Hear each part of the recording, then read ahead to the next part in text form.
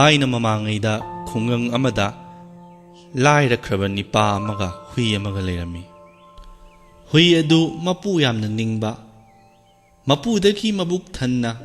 चाबा फंगद्रबसु कैदौनुंगदा मपुगी मयुमदगी थादोक्तुना चटके हाइना खलमदे नुमिदांग खुदिंग मपुगी युमबु चेक्सिन्ना ngaksilami नोंमदी हुई अदुना कैथेलदा चटखिदुना Koyna चत्तुना येंगबदा ख्वाइदगी अपंगबा Nipah अमा फी खरा लेंगबांदा यानसिल्लगा लेप्तुना लैबा उरमी हुई अदुना ममित कुप्तबा मखै अपंग अदुदा येंगदुना लैरे अपंगना खल्ली हुई असिना ऐगी फी सिंगसे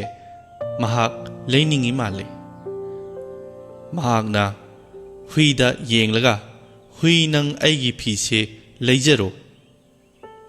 हुईना अपंगबु येंगलगा अमुक्तंग घौ हाइना खोंगलई अपंगना ओ नंग लैगे हाइरे अदुदी फरे हाइरगा हुईदुगी मंगक्ता फी सिंग अदु लोइना किसिनबिरे अदुगा हुई अदुदा पैसा पीरो हाइरई फी मयामना लुमथख्रबा मंगक अदुना हाइरदुना हुई अदुना असुमना गौ हाइदुना खुमलई अपंगना नंगिदु ngasi यावरक्त्रे हयेंग पीरगे हाइरिबनिने फरे फरे नहाक हयेंगदी सोहेनगनुको असी हाइदुना अपंग मयुमदा हनख्रे हुई अदुना लाइरबा मपुदा फी मयाम अदु सिनरमी मथंगी नुमित्तसु हुईना कैथेल तमना लाकपदा लंबीदा अपंगा हुईगा थेंगनरे अपंगना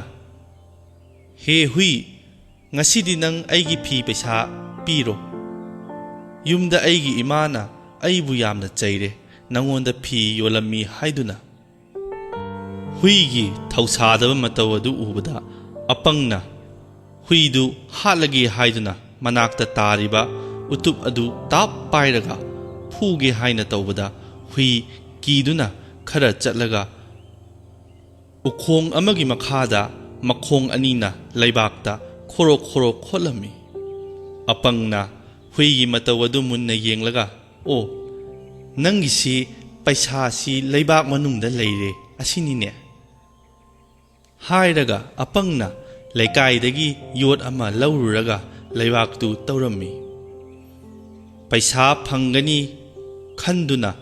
लेप्तना तौरकपना पुन अमा फंगनरे महाकना पुन मनुंगदा येंगलुबदा सना थन्ना यावबा पुन ओइरमले अपंगना पुन्नदु पुरगा मयुमदा हनखिरमी अपंगी ममा मचा हुईगी मपानदगी इना कैरा खुनबा नुंगाय याइफबा इमुंग अमा ओइखि नोंमदी हुईगी मपु अदुगी मयुमदा अपंग लाक्लमी मरमदी अपंगना लैरिबा खुंदा हुरानबा कन्मनखिबना हुई अफबा अमतंग लोइनिंगदुना थीबा लाकपनी लाइरबा निपा अदुदा अपंगना लाकपगी मरम अदु लीरबदा लाइरबा निपा अदुना मागी हुई अदु नुंगाइबा युमदा लैरबदी मबुक थन्ना चाजरगनी खंदुना नुंगाइबा अपंगदा मागी मपु निंगबा हुई अदु पिथोकलरे लाइरबा मपु अदुना हुई अदुदा नानबिरदुना हाइरई नंग इना कैरा खुनबा Nipah असिगी मयुमदा नबुक थन्ना अहावदा चादुना युमदु निंगथीना ngak senduna leigadabani ko kaidonungda huran saja chaloidabani amasung mafam asida lona chelakke haiba wakhaladu khanganu ko asi hairaga huibu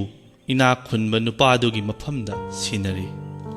ina kaira khunba nipaduna harau harauna huiyadu puraduna mayumda lakle nupaduna yumda huiyadu ahaw ahawda chaduna lehalle adubu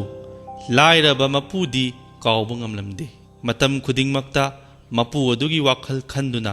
ममित्तगी पिरांग सिंथरमी तविगुमसुंग युम्बु अदुना माबु यामना Luna तौबीबनिना महाक युम्बु अदुबु मिराइदे नुमिदांग ओइरगा मागी कुन्नबगिदमक्ता मांगोन काचिंदा कंबल अमा थाबिरमी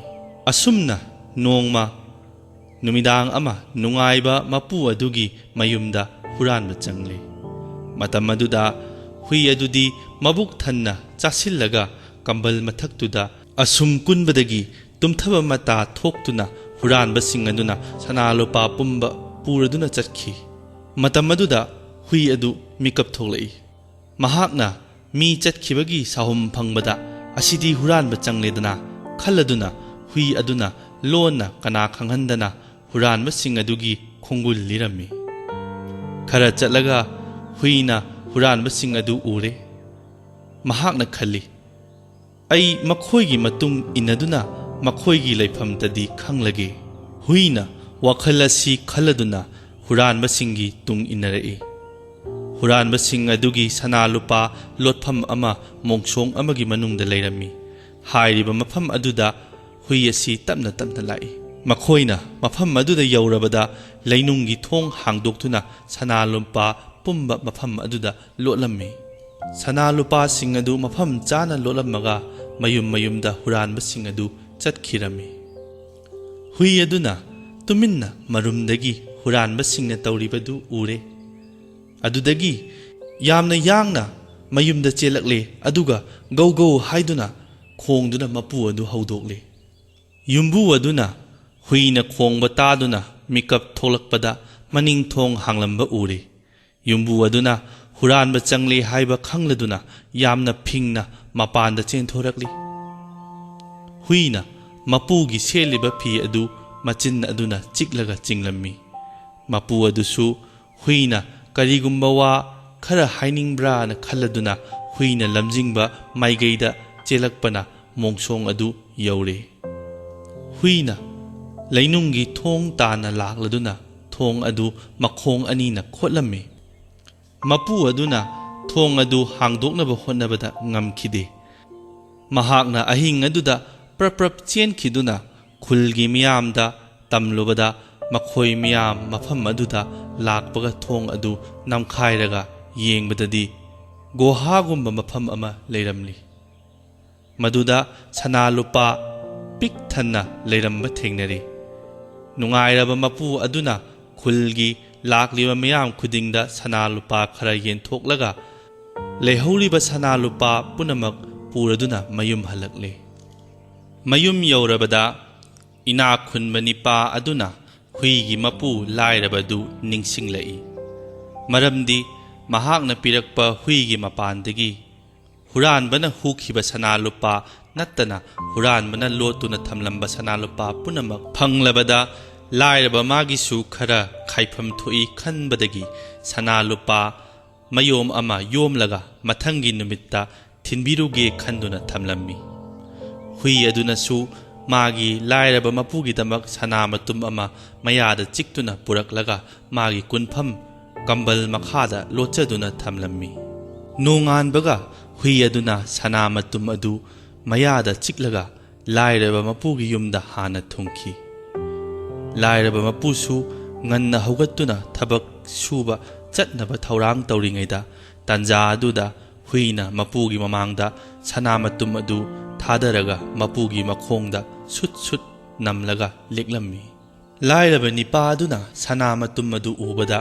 huina inakhunma nipa adudagi huranduna purakpani khankhre lairaba nupa aduna hui adu